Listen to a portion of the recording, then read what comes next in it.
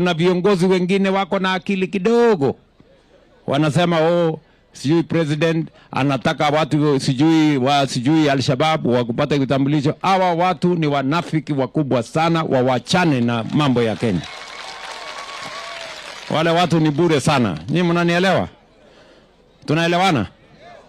Sisi tunaelewa mambo ya security kutosha. Serikali iko na uwezo ya kujua nani ni nani. Hakuna haja ya dhulma kwa Wakenya wengine ati kwa sababu ya rangi yao ama jamii wanatoka ama sehemu wanaishi, kwa sababu sisi wote ni ndugu moja, watu wa taifa moja la Kenya.